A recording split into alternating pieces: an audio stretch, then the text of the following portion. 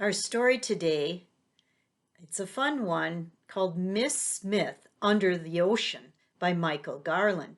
You know, when I read it, I change it to Mrs. Smith. You remember that from the other stories. Here's our teacher telling us wonderful adventures under the ocean.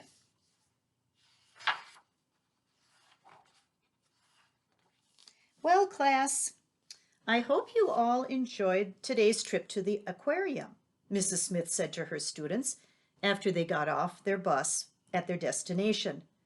Much of the earth is covered by water, and it is home to all kinds of plants and animal life. Today we're going to read from some wonderful stories that take place on the high seas, said Mrs. Smith, opening her book and starting to read.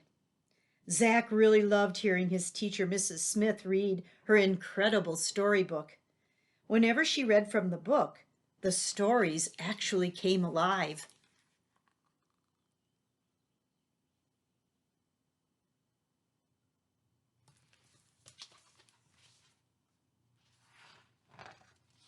Mrs. Smith's first words were, "The owl and the pussycat went to sea in a beautiful pea-green boat." In an instant, Mrs. Smith and the whole class were crowded into a little green boat, with the owl and the pussycat bobbing up and down in the waves, far from the shore.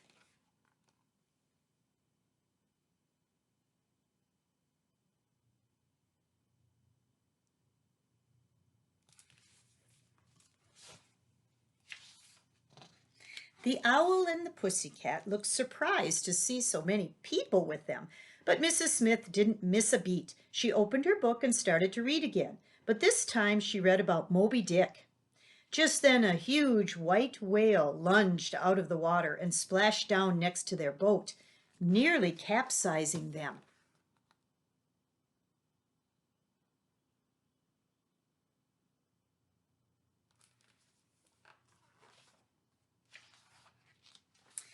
When the boat finally finished rocking, Sue Ann asked Mrs. Smith if she would read her favorite story, The Little Mermaid. No sooner had she started to read than Zach spotted a fishtail flopping in the water. The class could see that it was the Little Mermaid herself, but she was tangled in a castaway fish net. "We have to save her," shouted Zach.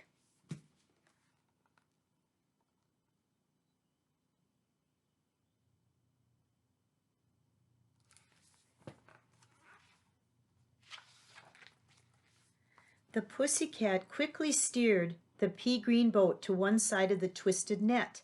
Then some of the class reached over and grabbed it so that the little mermaid could be free.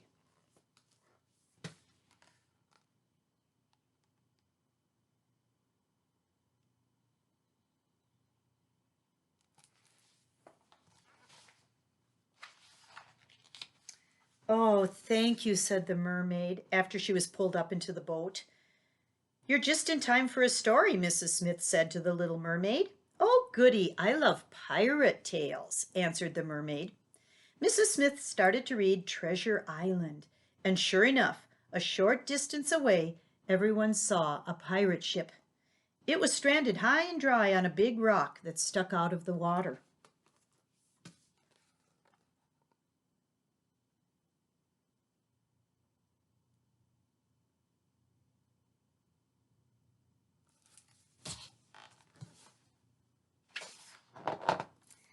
The little green boat carefully approached the grounded ship. "Ahoy there! Anybody home?" shouted Mrs. Smith. "Ahoy yourself! We're home all right, and we're stuck too," said Captain Long John Silver, as he leaned over the rail with the rest of his cranky crew of pirates. "Can we help?" Zach asked. Long John Silver replied, "Yes, you can. We're searching for the island where we buried our treasure when we ran aground. Can you mateys give us a ride?"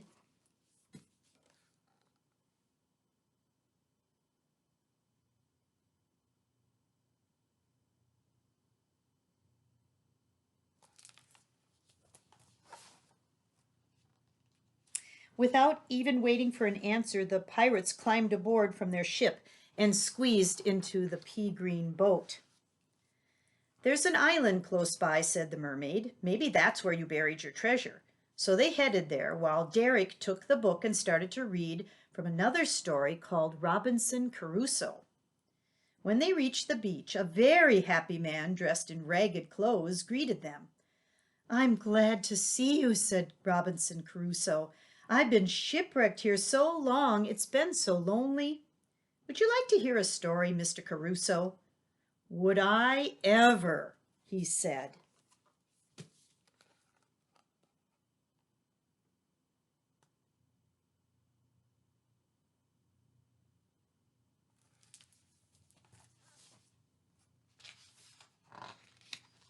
Zach took the book and chose a story called Gulliver's Travels. As soon as he started reading, he could hear a faint voice being carried by the wind. Help me! Help me! The voice was coming from a sailor named Gulliver. He was tied down on the ground by an army of tiny people called Lilliputians. Shoo! Shoo! Said Mrs. Smith. The Lilliputians scattered, and Mrs. Smith and her class helped untie the man. Thank you very much, said Gulliver. Then they noticed that the wind was picking up and blowing in dark storms in their direction.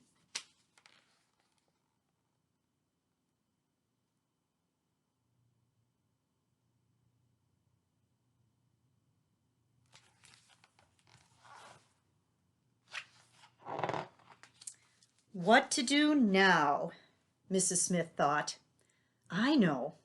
She picked up her incredible storybook and started reading a story called 20,000 Leagues Under the Sea.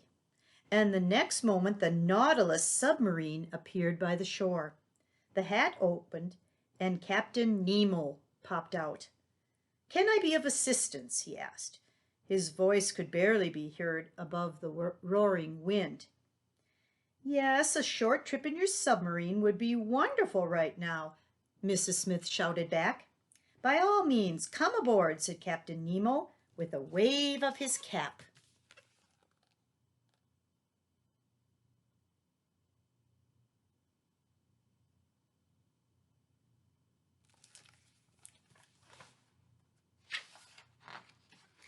Once everyone was safely aboard, the Nautilus disappeared below the crashing waves into the quiet undersea world. The submarine glided through the deep blue water. The view from the portholes was spectacular. Everywhere the class looked, there were strange and colorful fish. Captain Nemo gave a tour and explained everything they were seeing. The Nautilus was built to study the world under the oceans and let people know how important it is to the earth. Just then, the Nautilus began to shake violently.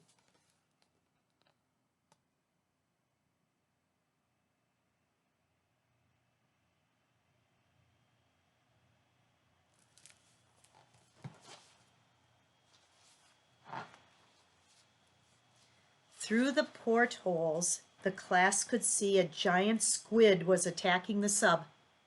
It wrapped its tentacles around the Nautilus and lifted it right out of the water.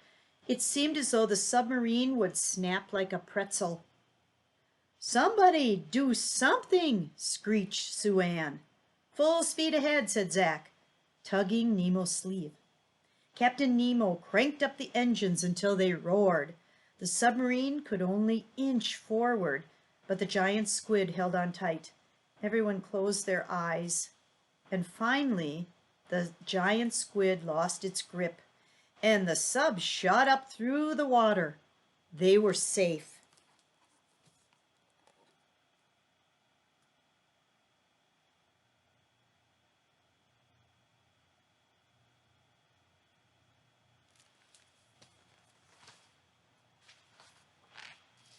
When the Nautilus surfaced, the storm was over. The sun was setting.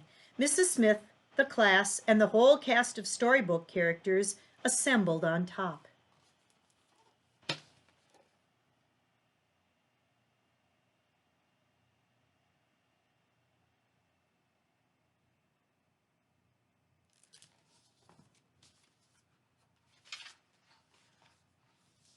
Well, it's been quite an exciting day, but it's getting late, said Mrs. Smith. When she finished reading the end of each story, then all characters could go back into the incredible storybook. When she read the very last word, quick as a flash, the class was back at the aquarium, heading for their bus. Zach thought to himself, I'll never look at the ocean in quite the same way again.